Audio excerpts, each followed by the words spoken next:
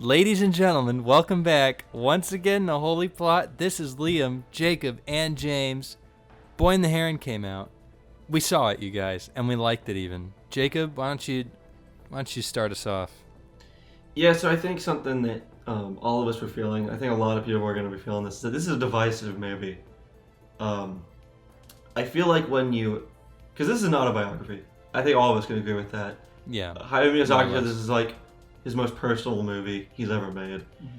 And I think when you examine yourself that much and you really like take a peek into one person, it's just not, it's going to lose some people, which is fine. I understand that. But the fact that this movie is so appealing and a lot of his other movies are so appealing, but yet so personal, I think is why he sticks out. Mm-hmm. And I think you can really feel it this time. But I wouldn't be surprised if it lost some people. I wouldn't. To me, get out of here, James. To me, this movie felt like, I don't know if you guys have had similar experiences to this. I'm sure you have. But when you are like a really young kid, like 6, 7, elementary age, and you go over to like your grandpa's house, and he's like out in the yard, and he's doing something, and he like puts his hand on your shoulder, and he tries to like impart some sort of crazy sage advice that you're like, you hear what he's saying, and you can comprehend it, but you don't yet like grasp the importance of it. Yeah. That's kind of what this felt like to me. It felt like this is a movie that just like, as I experience life more and age, I will come to understand and appreciate more and more. Because I think this movie is talking a lot about death, first off, which is kind of the easy answer, I think. And I think we can get into sort of how the tower is a land of the dead type place, but I honestly don't think it's that simple.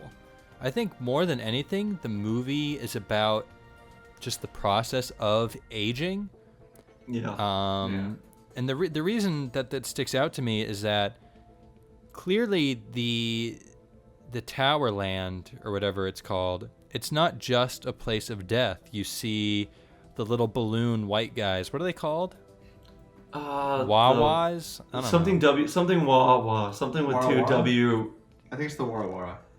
It's totally that. But it almost was like Pixar's Soul movie that came out not long ago, where they were pre-born little human spirits going out into the world. The realm that he enters, where most of the movie is occupied, it's very vague. My interpretation was that it was kind of like the spiritual area between life and death.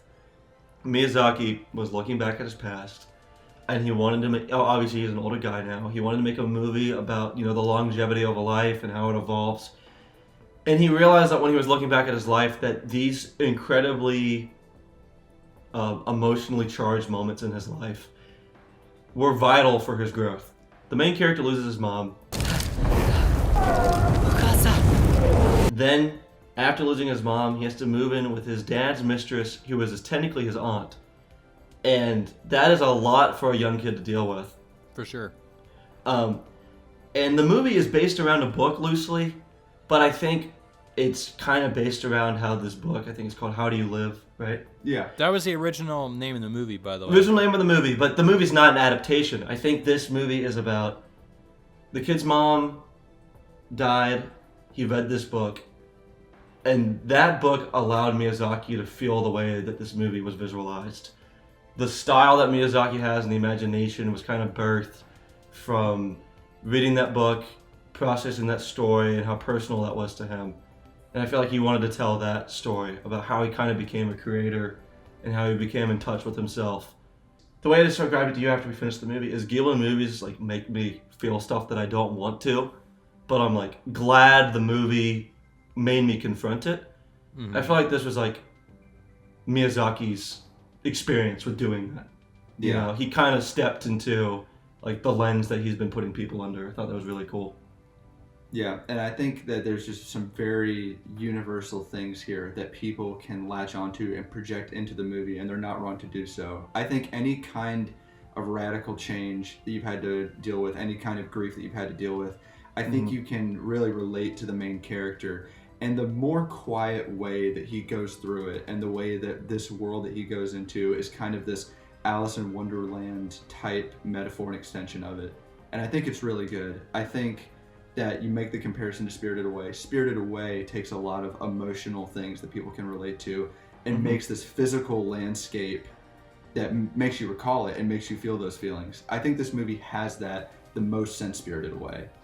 I think, for sure.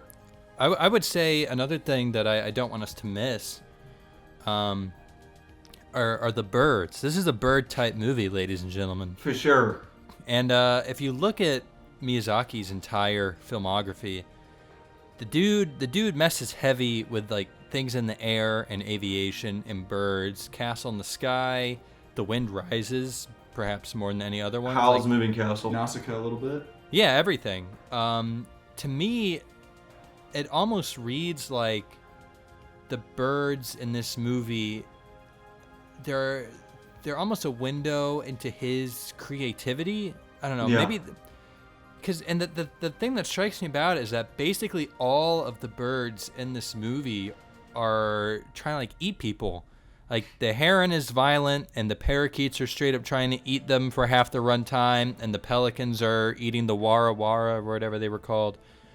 It's almost like his creativity, although he loves it, he recognizes it as a consuming force in his life, which I felt was very interesting. And you see that, I think it's even mentioned that the master of the tower, who I think there's a lot of Miyazaki in him as well. You see this world? There's more work to be done. And almost, I think that there's something to him leaving the studio and the master of the tower wanting an heir to take care of this world he's created. And it says that the master is the one who brought all these birds here, and the birds like got out of control and are overrunning everything. And at the end, it's one of the Parakeet King.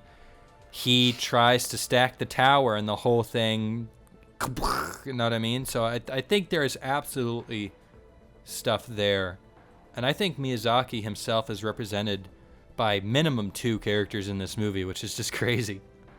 Yeah, I would definitely say that the great granduncle is an older Miyazaki kind of meditating on how is his work going to live past him, how is his legacy going to be handled, and also just looking back on, you know, what made him the storyteller that he is. These kind of simple blocks, I feel like you can project a lot onto what he wants to say with this simple little tower of blocks, but how that's what holds this entire universe it's together. Interesting too, because if you look at a lot of Miyazaki's movies, it's almost like a lot of them are made up of the same components. A lot of times there's nature, there's young romance, there's usually an old lady kicking around. It's almost like he has these blocks, these certain story elements that he loves to incorporate in his movie, and then every single movie, i.e. every day in this fantasy world, he takes these same blocks and builds fantastic new things with them, and he wants so badly to pass that on to someone else, but it, as we saw, it doesn't always work. He's acknowledging that, like, he's not mad, because I mean, I'm not trying to disparage the, non-Miyazaki creators at Studio Ghibli, but this movie is him saying, I understand, like, why you're struggling, because it's not like they're any less capable as him. It's just, it's hard to capture someone else's vision. And I think you see that when the great granduncle has zero resentment over the transgressions of like going into the birthing room is what they use in this movie. You know, the Parakeet King is upset, like this is a great failing that we can't overlook.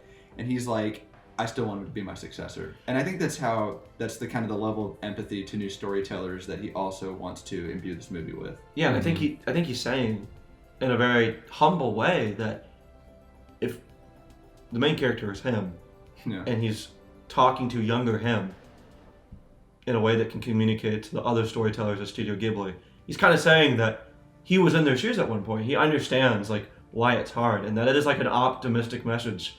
And everything that we're saying, you have your first viewing, which is kind of an unraveling of some of the stuff that we are starting to talk about. But the second viewing, which we can talk a little bit, we really encourage, is when you sink in and you see the entire thing that he's trying to paint. And I think you guys saw the sub and the dub, correct? Yes. This, honestly, I cannot think of a time, maybe Blade Runner 2049. That's like the only other movie that I've felt this way. Best movie of all time. Rewatch adds a completely different perspective here. I had no fucking clue what I was cheering on. Maybe I got skill checked the first time. That's okay. The second time, and I gave this movie a 10 when I watched it the first time. Yeah, the second time, it just felt like this open book. And I think a lot of that was to do with the dub. The sub is great. But I do think the dub in particular, which we also saw, we saw both of them, does a lot for this movie, if you speak English, of course. He has you speak the greatest language on earth. It's actually a pretty awful language. That's true. This movie has a lot to say, and I think a dub of this production quality does a lot for it. I know it's a lie, but I have to see. The cast of this movie is insane. This is probably the best Ghibli cast, and they historically have like the best dubs like in any industry. I usually prefer dubs to subs when it comes to Ghibli. I know that makes me like a bad guy, but the reason why people prefer subs is because dubs sometimes can come across as regurgitations and not genuine.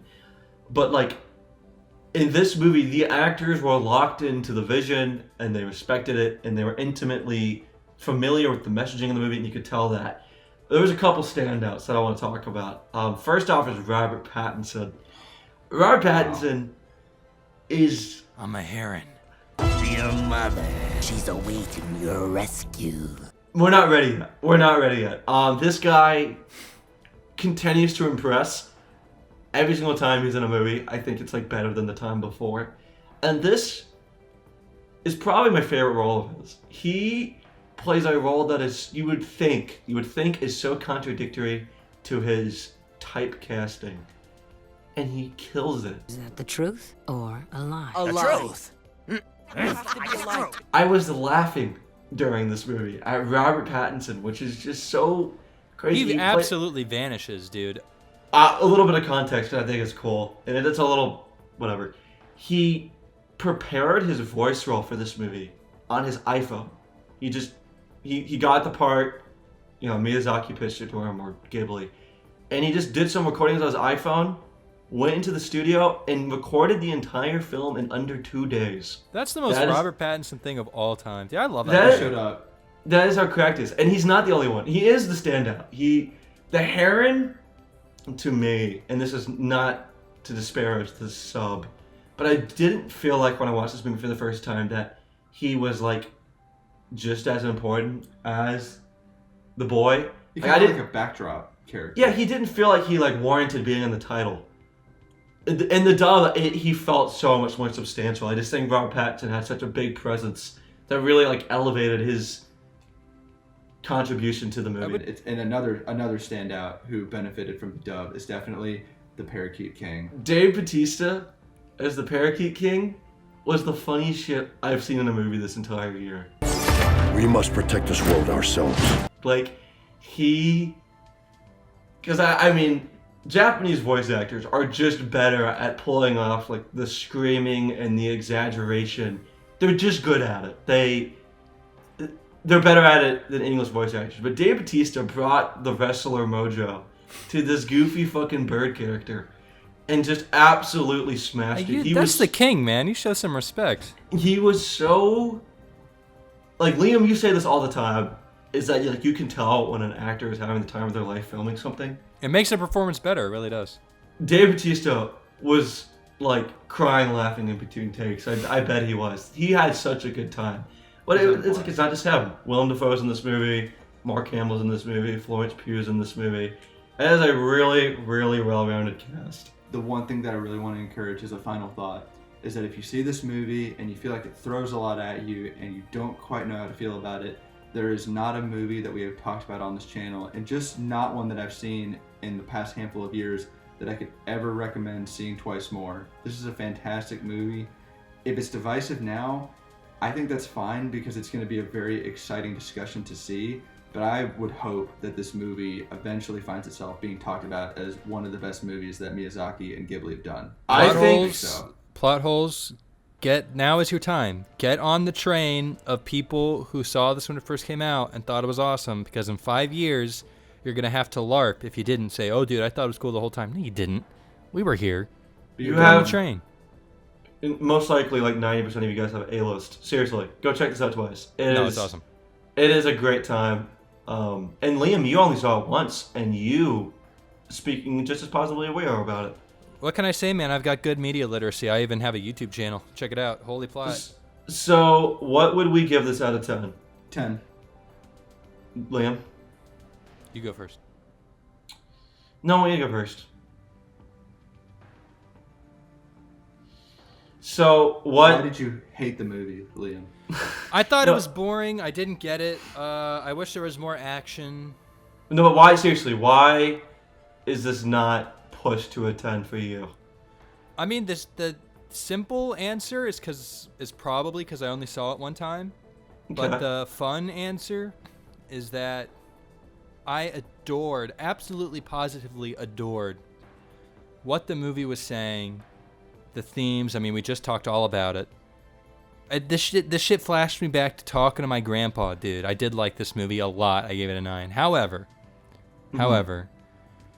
I think that particularly the end, they sort of hit a switch, and it's just like, okay, it's time for the movie to end, and it's time to wrap up all these arcs instantly. I just feel like I've seen 2 Ghibli movies. Spoiler alert. This is probably my 3rd favorite Ghibli movie. I really, really loved it. I need to see it again. I probably will see it again tomorrow. I feel like it just wrapped up a little too hastily. Mm-hmm. I would have liked to see it take its time, just a little bit, that much. Yeah. See that, chat? That much more with like him and his mom, because it's just like she's in the glass box and then he frees her and he's like, oh dude, you're gonna die, you can't go back into the reserves. Like, no, I'm gonna be your mom, it's chill. And like, that's cute, and I like that, and I like got chills when that happened. But I couldn't help but feeling like I wanted just like, again, like a millimeter more just to give these characters room to breathe. But I think if Holy Plot wants to give it a 10, I'm totally comfortable doing that. Yeah, I'm going to give this a 10. I figured. This is probably my favorite movie of the year. Godzilla and this movie are fighting to the death. I think they have 2 completely different goals. Godzilla -1 is my favorite movie of the year, and I wasn't on the review. I do think a lot of what you said was valid. I think an important thing for this movie is to realize, I'm being pretentious here, but to realize on a second viewing how, like, simultaneous the events of this movie are occurring on each other. Mm-hmm. It is very hard to understand, like, how early things are moving when you see it the first time, when you're kind of confused. And once you understand, like, what is going on, and you can piece together the Heron and his character, and you can piece together the mom's place and the stepmom's place, and you know where it's going to go, you feel more satisfied with it throughout. But I loved it. I'm going to give it a 10. This movie was deeply personal for me. I do think that does leave an impact. I think like an 8 and 9 is totally fair. But I think this is like all Ghibli movies. Sometimes there's just one of these movies that like really sticks out for you personally. Everybody has that one Ghibli movie. That's true. Mine is totally Spirited Away. I think our friend Luke's would be Mononoke. This might be yours. And yeah, this is mine. I would say that this movie resonated with me on a level that if it might not with other people, and that's totally fine, because this is just they make you look at yourself, and sometimes it just makes you do it the right way. So this and Spirited Away both are that for me, and that's kind of goes back to what we were talking about with how they complement each other. Both hit me with some very similar punches, so I agree. And for me, definitely a 10.